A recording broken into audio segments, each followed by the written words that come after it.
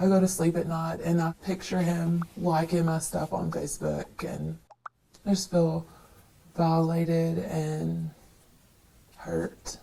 She's used Facebook since high school until some photos from her private account went public. I got a phone call from Homeland Security, and he wanted to meet with me. He handed me a stack of pictures, and they were of my innocent 10-year-old daughter. She tells me federal agents found the photos while investigating a Marshall County man accused of child sex crimes. Somebody that I interacted with every day. The man happened to be her former coworker. They were friends on Facebook. That's how court documents say he got the pictures of her daughter.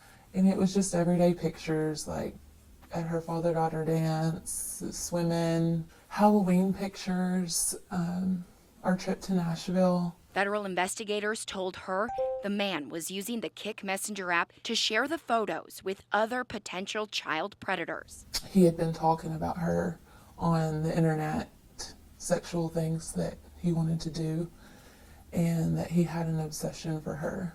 It was almost like it was a nightmare. I would say it's probably happening more than we're aware of. Grace Stewart is the Intervention Program Director at Lotus, formerly known as the Purchase Area Sexual Assault and Child Advocacy Center. She says this nightmare could happen to anyone. What they'll do is they'll take these photos, whether it's a friend or someone that they're connected to, and they'll post it on a site next to things that would be considered child porn. The thought of him sitting there and saving all her pictures every time I upload them is just sick to me. After talking with Homeland Security, she logged into her daughter's Facebook account and says she found this.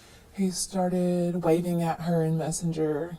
Then August, he was trying to talk to her, and it just continued. She says her 10-year-old got another message from the man's account, a picture of his penis. Thank goodness she didn't see it. She hadn't logged into that Facebook page in years. But the damage was already done. Photos of her 10-year-old daughter are now on the internet for everyone to see. I don't know if her name's out there or what pictures are out there or who all in this world knows about her. Whenever we go out in public, I feel like everybody is staring at my kids now. I can't get it out of my head. I have an Xbox, a phone, a computer. I have a phone, like an Xbox and a TV and stuff. Everything's electronics now. They're getting it at school, they're getting on it at home. I'm on my phone quite a bit. It's on me all day, I'd say. Look, let's take your picture. You can't ignore the fact that technology is literally in everyone's face. There's no doubt that what we call near point stress is a factor. Whenever we look up close, our eyes are working harder than when they're looking far away. That can be from iPods, iPhones, it can be from computers, it can be from books, it can be from homework. Probably some of my fault. For 17-year-old Anna Thompson, it was reading. I was perfectly fine, reading in a dark car with street lights passing and squinting at it as hard as I could, or reading in a dark bedroom with a very little light on. Her vision was progressively getting worse. Even her mom noticed it. Ashley Thompson tells me Anna is nearsighted and had glasses growing up, but her prescription was changing every year. So they decided to try something different. Orthokeratology. Ortho-K for short. It's basically custom-made contact lenses you wear while you sleep. It helps me see the lens on his eye. This is how Dr. Kanan Montgomery tests them out to make sure they fit. Like that. Overnight, the lens gently reshapes the front surface of their eye. Can you see the lenses on his eyes? When they take it out in the morning, they can see clearly. It's like they weren't nearsighted at all. Blink. Here's a little cartoon to explain. If your eyeballs are round, you have perfect vision. People who are nearsighted, their eyeballs look like this. See how they're longer from front to back? Ortho-K makes them round again. It isn't permanent, so if you don't use it, you lose it. The vast majority of my patients that I have in Ortho-K don't progress at all. So they're getting worse and worse each year. Their prescription's doubling. And then we put them in Ortho-K and it just stops or it slows down. Anna's vision has only changed a little since starting Ortho-K a few years ago. We just put them in at night, and then we take them out in the morning, and we just see perfect. My friends call them my magic contacts all the time. Being nearsighted can really do some damage in the long run. Dr. Montgomery says these kids have a higher chance of developing diseases like glaucoma, retinal detachments, retinal tears, and cataracts. So if we can take a kid who's nearsighted today and slow them down and keep them from getting worse, we're lowering their risk of these blinding eye diseases later in life.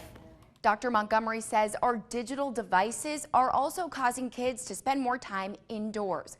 Research shows sunlight triggers good chemicals in the eyes that can help keep them seeing clearly. If your child isn't nearsighted now, or even if they are, Dr. Montgomery says the best thing that you can do is pull them away from their screens and get them outside.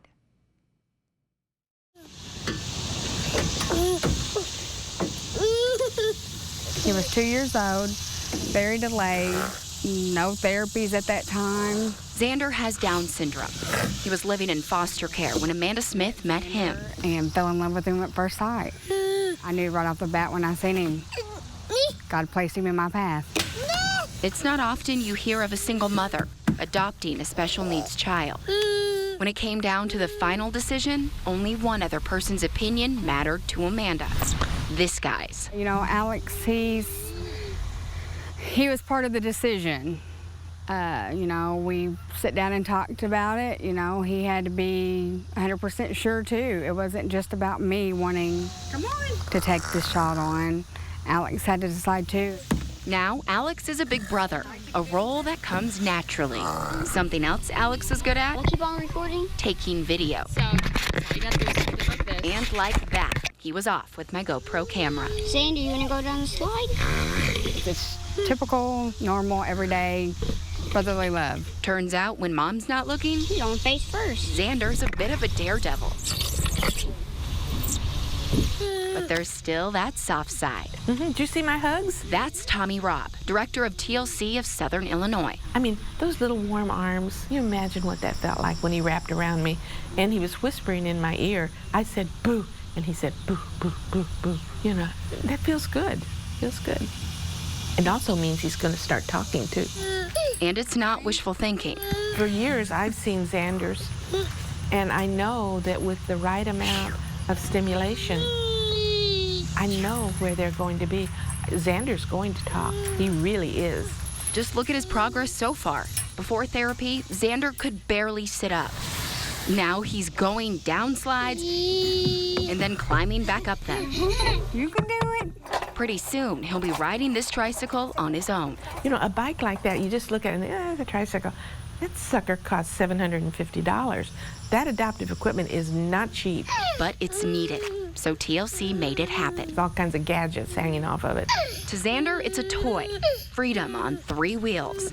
To Tommy, it's a tool, teaching balance and coordination. If Xander wasn't in therapy, if he didn't have access to this kind of stuff, do you think he would be where he is right now? No, he'd be where he was when he was 2 years old. He'd be sucking on a bottle, sitting in the middle of a floor, probably gazing off, or what happens in these days is watching a TV. That's exactly where he would be if it weren't for that mother. It might be hard for you to tell, but Xander's upset. We don't have a swing for him here. Xander may be nonverbal, but he can still communicate. If you are around him and you hear the sounds, you know what he wants. Earlier, as you saw, you know, he was getting fussy. He was hot. He wanted a drink. Xander a drink, so we got him a cup and he stopped making his growling sound. Xander is getting ready to turn 5 years old. He's come a long way since foster care. For his future, I just hope that he catches up with his peers, and that is my ultimate goal, is strive to make him get all of his goals met, and, you know, to talk and run and jump and ride a bicycle. Maybe he'll even be a cameraman one day. Do you see yourself? Isn't that cool? Isn't that cool? Gosh, he's such a cute kid. And Xander officially became part of the family in June of 2018. TLC paid for his tricycle using past telethon dollars. And he's not the first to ride it. And once he outgrows it, it'll go to another local little boy or girl. And Tommy Robb is hoping to get Xander into speech therapy soon. They're counting on this year's telethon donations to help do just that.